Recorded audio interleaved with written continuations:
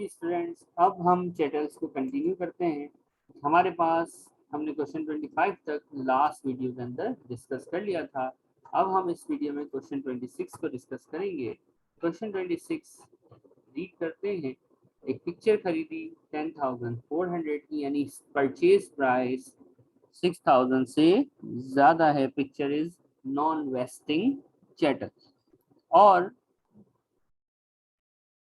उसके खरीदने के टाइम 100 का कुछ परचेजिंग एक्सपेंस भी हुआ था। मार्केट फॉर द आर्टिस्ट जो है वो खराब हो गई और ये पेंटिंग हमने सिर्फ 500 रुपये में बेची और बेचने के टाइम भी हमें 50 पाउंड की कॉस्ट इंकर करनी पड़ी, यानी इंसिडेंटल कॉस्ट ऑफ सेल्स। सबसे पहले जो पॉइंट है वो ये देखना है कि picture is a non wasting chattel, तो फिर इसको 6,000 वाले रूल्स में मैच करना है कि ये कहाँ पे फॉल कर रही है। सबसे पहले आप देखिए इसकी selling price more than 6,000, cost less than 6,000। Selling price is more than 6,000, sorry selling price जो है वो लेस देन 6,000 है और कॉस्ट जो है वो मोर देन 6,000 है, यानी ये अलाउड लॉस वाली कैटेगरी में, जिसमें सेलिंग प्राइस जो है वो 6,000 पे रिस्ट्रिक्ट कर दी जाती है, बाकी वर्किंग वैसी होती है, फॉल करती है। अब इसको सॉल्व कर लेते हैं। जैसे लास्ट क्वेश्चन हमने किया था, सेल प्रोसीड नहीं, डीम्ड प्रोसीड्स आ जाएगा और डीम्ड प्रोसीड हमेशा 6,000 फिक्स है। फिर सेलिंग एक्सपेंसेस यानी सेलिंग के टाइम होने वाला खर्चा, बाकी का फॉर्मेट सेम ही रहेगा। 50 पाउंड का खर्चा हुआ था। नेट सेल्स प्रोसीड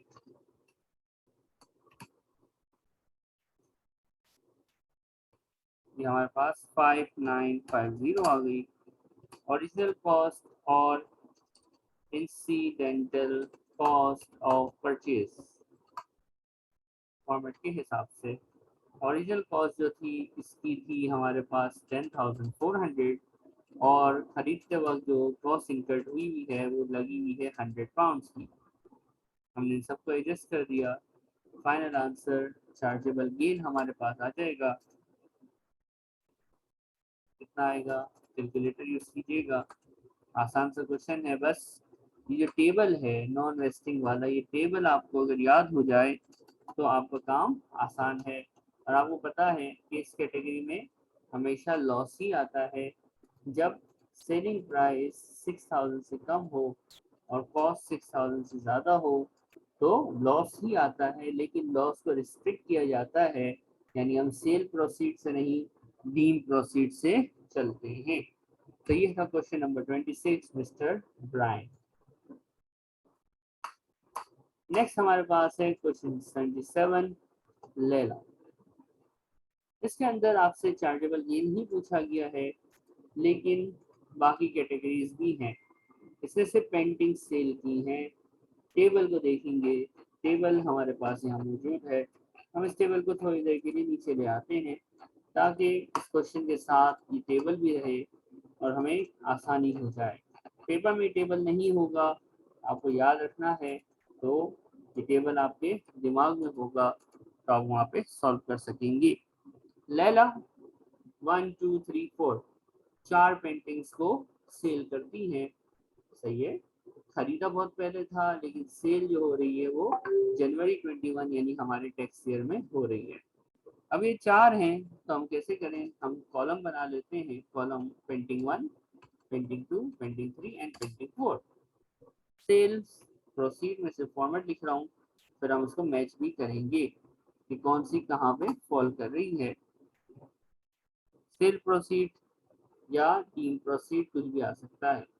पेंटिंग 1 की बात करते हैं तो पेंटिंग 1 2,000 की खरीदी, 7,000 की बेची, यानी कॉस्ट जो है पेंटिंग 1 की वो 6,000 से कम है और सेलिंग प्राइस 6,000 से ज़्यादा है। सेलिंग प्राइस 6,000 से ज़्यादा हो और कॉस्ट 6,000 से कम हो तो ये लोअर ऑफ वाली वर्किंग में फॉल करता है, यानी नॉर्मल वर्किंग होगी। नॉर्मल वर्किंग का मतलब सेलिंग प्राइस और कॉस्ट को हम कंपेयर करते हैं। कॉस्ट है 2000, सेलिंग प्राइस और कॉस्ट को हम कर लेते हैं कंपेयर, हमने किया और हमारे पास चार्जेबल गेन आता है और ये आ गया हमारे पास 5000। प्लस में आए तो गेन और माइनस में आ जाए तो हमें पता है कि अगर नेगेटिव में आए तो अलाउेबल लॉस बोलते हैं, या पॉजिटिव है तो गेन है। लेकिन अब ये जो कैटेगरी में फॉल कर रही है वो लोअर ऑफ की है, लोअर ऑफ की कैटेगरी है, तो हम क्या करेंगे, इसके लिए फार्मूला भी लगाएंगे 5/3 ग्रॉस सेल प्रोसीड यानी ओरिजिनल सेलिंग प्राइस माइनस 6000। हमारे पास एक आंसर आएगा, ये आ रहा है 1667। एक आंसर है 5000, एक है 1667, दोनों में से लेना है लोअर ऑफ, तो इस केस में 1667 is the final answer. Number 2 painting 2 को देखेंगे। पेंटिंग 2 के बारे में क्वेश्चन क्या कह रहा है,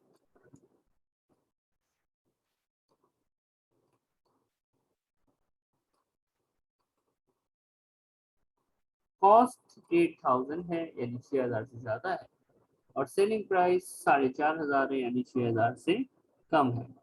सेलिंग प्राइस 6000 से कम हो और कॉस्ट 6000 से ज्यादा हो तो ये लॉस वाला सीन होता है, लेकिन यहाँ पे सेल प्रोसीड की जगह हम क्या लेते हैं, डीम प्रोसीड। तो सेल्स या डीम, यहाँ पे मैं डीम लिख देता हूँ ताकि फॉर्मेट यही कॉलम वाला एक्सेल वाला चलता रहेगा।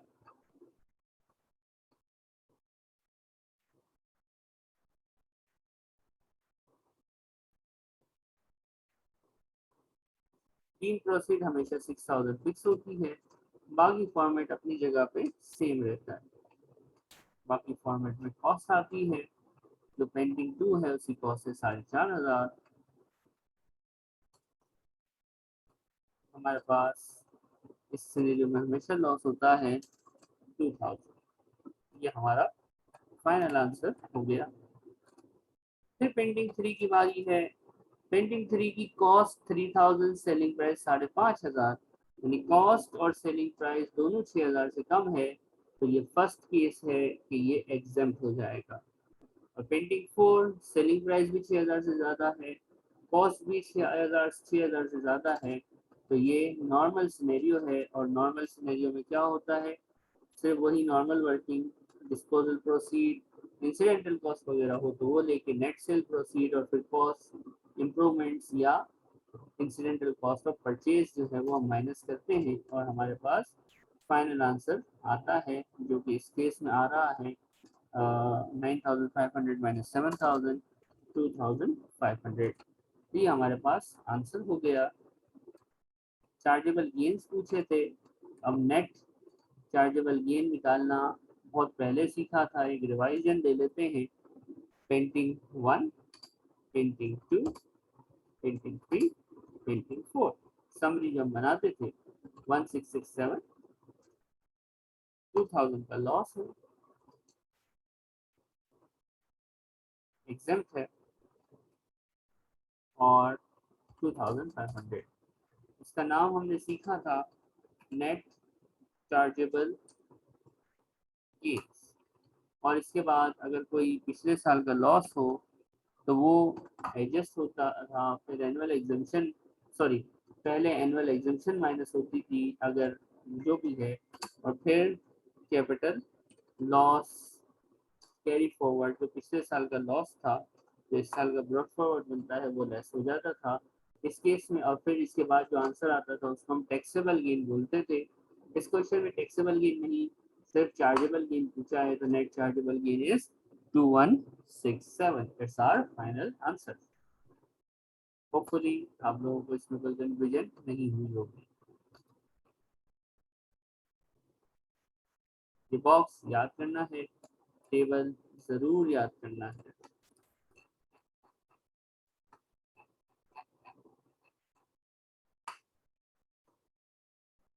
क्वेश्चन 28, क्वेश्चन 29, क्वेश्चन 28, क्वेश्चन 29 ये आपका असाइनमेंट है।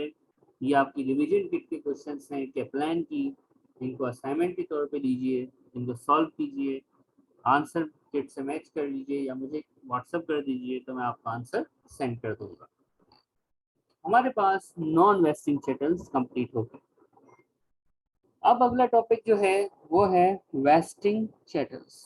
वेस्टिंग शटल्स की डेफिनेशन याद रखिए, वो movable tangible assets, movable tangible assets जिनकी लाइफ एस्टिमेटेड लाइफ 50 से कम होती है, जिसमें रेस हॉर्स आता है, याद रखना है, ग्रे हॉर्न डॉग्स आते हैं, एनिमल से ये हॉर्स हो गया, ग्रे हॉर्न्स हो गए, और याट यानी बोट वगैरह भी आ जाती हैं। इसमें 3 कैटेगरीज होती हैं, आसान है, बस कैटेगरीज को याद कर लीजिएगा। इसमें 3 कैटेगरीज होती हैं। पहली कैटेगरी होती है जिन पे वो चैटल्स जिन पे कैपिटल अलाउंस नहीं होता, जैसे कि रेस हॉर्स है, ग्रे हॉर्न्स हैं, इन पे तो हमने कैपिटल अलाउंस नहीं लगाया, कैपिटल अलाउंस तो सिर्फ प्लांट एंड मशीनरी पे होता है। तो other than plant and machinery जो चीजें हैं जैसे रेस हॉर्स है, ग्रे हॉर्न्स हैं, ये एग्जेम्प्ट होते हैं, ये हैं वेस्टिंग चैटल्स या वेस्टिंग एसेट्स, ये एग्जेम्प्ट होते हैं, यानी इन पे सीजीटी अप्लाई नहीं होता। दूसरा सिनेरियो इसका आता है चैटल्स जो प्लांट एंड मशीनरी हो और उस पर कैपिटल अलाउंस मिलता हो, ऐसा चैटल जो प्लांट एंड मशीनरी हो और उस पर क्या मिलता हो, कैपिटल अलाउंस मिलता हो। और तीसरा है अदर्स, अदर्स के अंदर इंटेंजिबल्स आते हैं, हम उसको देखेंगे।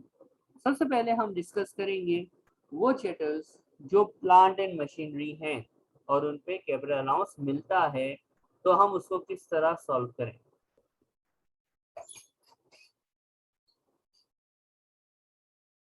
तो आपके सामने इसकी 2 सिनेरियो है।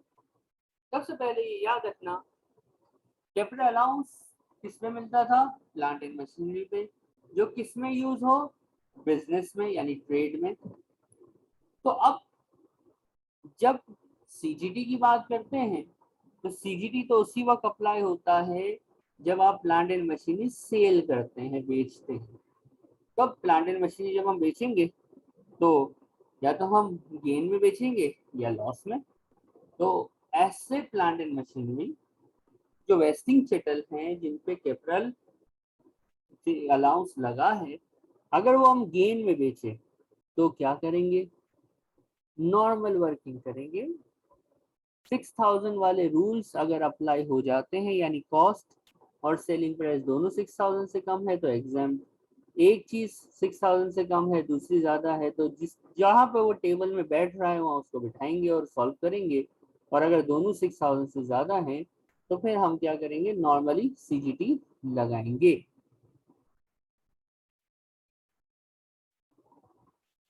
और जब लॉस हो तो फिर कैपिटल लॉस को हम रिस्ट्रिक्ट करेंगे। क्यों? क्योंकि लॉस का फायदा आपको कैपिटल अलाउंस में मिल चुका होता है बैलेंसिंग अलाउंस के तौर पे। तो एक चीज का फायदा अगर आपको कैपिटल अलाउंस में मिल गया है तो दोबारा से कैपिटल लॉस क्लेम करके अपने गेन्स को कम करके दोबारा से उसका फायदा लेना गवर्नमेंट इसको प्रोहिबिट करती है, रोकती है। क्वेश्चन से समझिएगा। क्वेश्चन नंबर 30 है, मिस सारा। सारा के पास एक मशीन है जो ट्रेड में यूज कर रही है, यानी प्लांट एंड मशीन ही हो गई, ट्रेड में यूज हो रही है तो ऑब्वियसली अज्यूम है कि इस पे कैपिटल अलाउंस लग रहा होगा। October she decided to replace it and sold the machine for 40,000। अक्टूबर में इन्होंने सोचा कि भाई इस मशीन को मैं रिप्लेस कर दूं और बेच दूं 40,000 में। सबसे पहले सिनेरियो कौन सा बनता है, तो गेन का सिनेरियो बनता है। 35,000 की चीज 40,000 में बेचना इज ऑब्वियसली गेन। तो क्या होगा, नॉर्मल वर्किंग, सेल्स प्रोसीड्स जो कि है हमारे पास 40,000, कॉस्ट, कोई इंसिडेंटल कॉस्ट वगैरह नहीं है तो कॉस्ट आ गई, चार्जेबल गेन 5,000 का आ गया। यानी प्लांट एंड मशीनरी अगर हो और वो गेन में बिकी है तो सिंपल नॉर्मल वर्किंग जैसे कि हम करते हुए आए हैं वही करनी है, कोई टेंशन लेने की बात नहीं है। होपफुली समझ आ गया होगा। लेकिन अगर लॉस में बेचें तो क्या होगा? अगर लॉस में बेचें तो क्या होगा? तो लॉस रिस्ट्रिक्ट करना है जीरो पे। लॉस को क्या करना है? रिस्ट्रिक्ट करना है जीरो पे। अब ये लॉस रिस्ट्रिक्ट जीरो पे कैसे हो? तो लॉस को पहले कैलकुलेट कर लो। लॉस को पहले क्या कर लो? कैलकुलेट कर लो।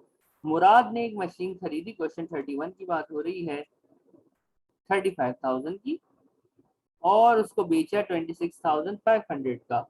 आपसे मैं पूछता हूँ कि इस बंदे को लॉस हुआ कितना? देखो, अब ये वर्किंग कब करनी है? जब machine, plant and machinery trade में यूज हो रही हो, तो इसको हम कहते हैं क्या? वेस्टिंग चैटल, जिसपे कैपिटल अलाउंस मिला होगा। तो इस केस में हम पहले क्या करेंगे? लॉस निकाल लेंगे। लॉस है कितना? 35,000 माइनस 26,500, तो मेरे पास लॉस आ रहा है 8,500, 8,500। अब यहाँ पे क्या सीन है? यहाँ पे मतलब ये है कि आपका जो चार्जेबल गेन है ना, ये जीरो आना चाहिए। इसका रूल क्या है कि आपका चार्जेबल गेन क्या आना चाहिए? जीरो। अब ये कैसे हो? तो सेल प्रोसीड तो गिवन है 26,500, कॉस्ट है 35,000 की। अरे, ये तो हमारे पास लॉस नजर आ रहा है। लेकिन हमें पता है कि अगर प्लांट एंड मशीनरी ट्रेड में यूज हो रही है तो उस पे लॉस नहीं आ सकता। उस पे क्या नहीं आ सकता? लॉस नहीं आ सकता। अगर आप कैलकुलेटर यूज करते हैं तो यहाँ पे आपको नेगेटिव 8500 नजर आ रहा है, लेकिन ये आना नहीं चाहिए। यहाँ पे क्या आना चाहिए? कैपिटल गेन्स नहीं, अलाउड लॉस। ये आ रहा है 8,500, लेकिन रूल क्या है कि प्लांट एंड मशीनरी जो ट्रेड में यूज होती है उस पर कैपिटल अलाउंस मिलता है, तो उस पर लॉस और गेन नहीं आना चाहिए। यानी यहाँ पे आंसर जीरो आना चाहिए। ये उसूल है, यही ऊपर लिखा हुआ भी है कि यहाँ आना जीरो है, लेकिन आ तो 8,500 रहा है। तो क्या करें? यहाँ पे आप लिखेंगे नेट कैपिटल अलाउंस, क्योंकि इसका बैलेंसिंग अलाउंस आपको जो है वो ऑपरेटिंग इनकम में मिल गया होगा। और ये 8,500 कैसे कैलकुलेट किया? ये पहले ही हमने कैलकुलेट करके रखा था। यानी यूं ना समझ दो कि आपके पास प्लांट एंड मशीनरी आता है, अब वो आपने गेन में बेचा, तो वही टेबल अप्लाई होगा जो हमने टेबल पढ़ा है, चैटल्स वाला। प्लांट एंड मशीनरी जो ट्रेड में यूज हो रहा है, अगर आपने उसको लॉस में बेचा तो आंसर जीरो आना चाहिए। अब जीरो आंसर आना है, अगर ये एमसीक्यू है तो डायरेक्ट सिर्फ आपको पता याद आ जाए रूल कि प्लांट एंड मशीनरी जो ट्रेड में हो यूज और उसमें लॉस हो तो आंसर जीरो ही लिखना है, तो एमसीक्यू या फौरन सॉल्व हो जाएगा, या फिल इन द ब्लैंक्स तो आप जीरो लिख देंगे। लेकिन अगर ये सेक्शन CRQ टाइप में आता है तो स्टेप्स के मार्क्स हैं, और नेट कैपिटल अलाउंस जो हमने 8,500 लिखा है, इसको लिखने के मार्क्स होंगे। तो आपको ये फॉर्मेट भी पता होना चाहिए। ये हमारे पास था वेस्टिंग एसिड्स, वो वाले जिन पे कैपिटल अलाउंस क्लेम होता है।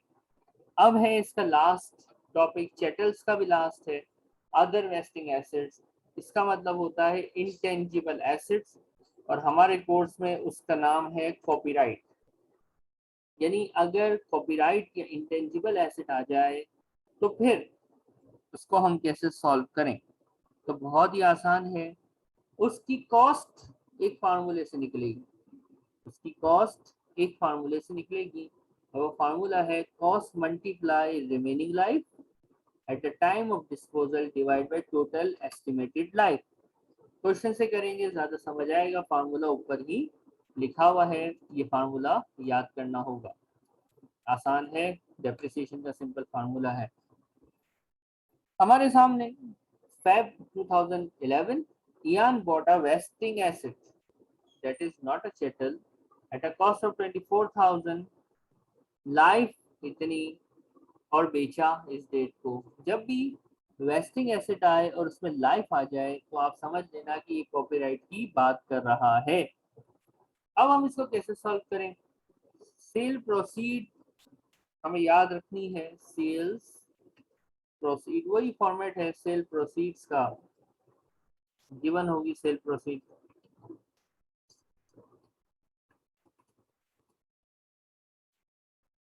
$38,000।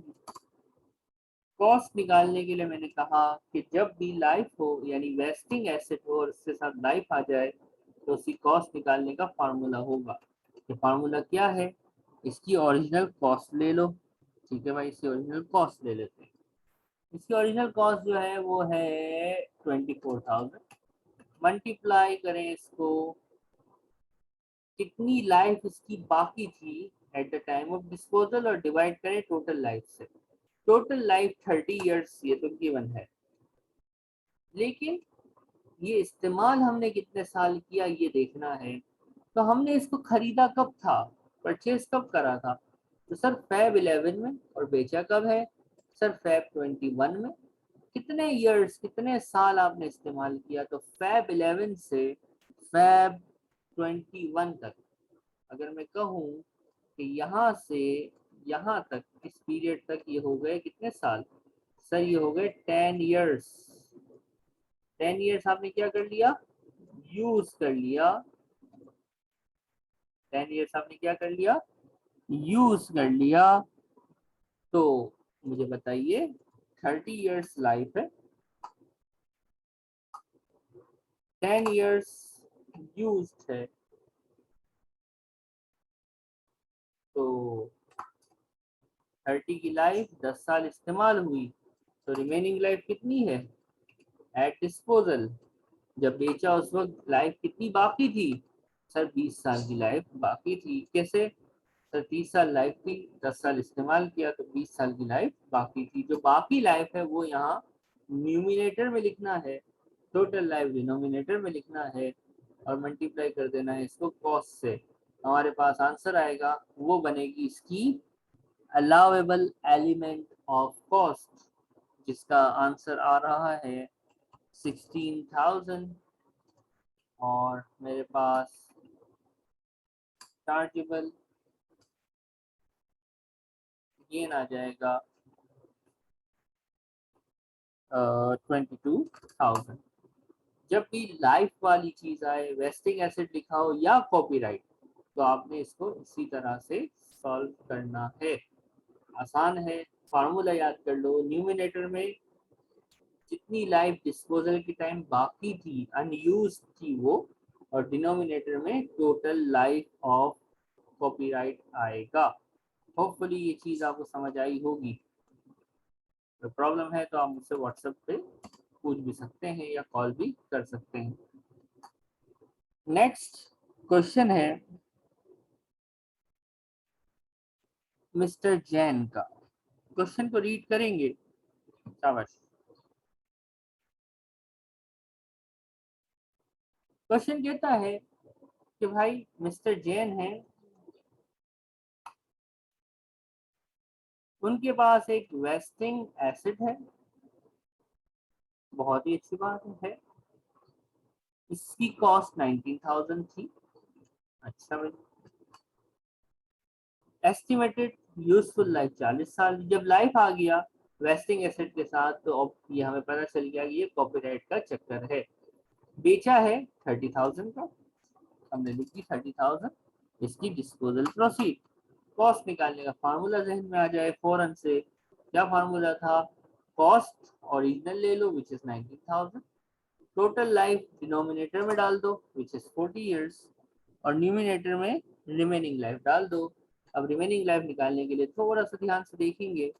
मार्च 16 में खरीदा, मार्च 21 में बेचा, यानी कितना यूज किया? मार्च 16, 17, 18, 16 तक से स्टार्ट करेंगे तो मार्च 17 में 1 साल, 18, 19, 20, 21, 5 साल यूज किया। 40 साल में से 5 साल अगर आप यूज कर लेते हो तो अनयूज्ड लाइफ कितनी है?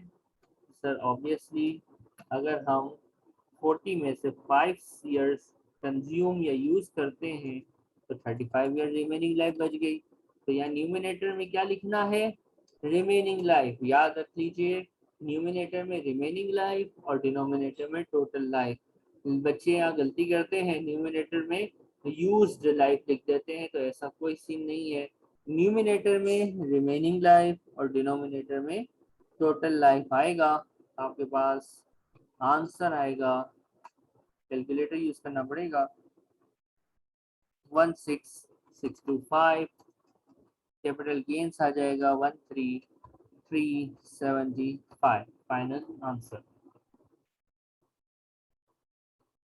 ये हमारे पास अदर वेस्टिंग एसेट्स यानी कॉपीराइट्स कंप्लीट होते हैं। क्वेश्चन नंबर 33 अगर आप देखेंगे तो ये आप लोगों का असाइनमेंट है। 34 भी आप लोगों का असाइनमेंट है। क्वेश्चन 33 और 34 आपकी कैप्लान की रिवीजन किट के क्वेश्चन है। तो 33 34 सॉल्व कीजिएगा और आंसर चेक कर लीजिएगा, वरना मुझसे भी आप पूछ सकते हैं। रिमेनिंग लाइफ क्वेश्चन हमने जो सॉल्व की 31 32 उसमें हमने खुद निकाली थी। अगर वो remaining life at the time of disposal बता दे तो क्या फिर निकालने जाओगे कि डायरेक्ट ले लोगे? ये सोचना और फिर क्वेश्चन 33 को सॉल्व कीजिएगा। कोई भी डाउट हो, I am available, you can ask me.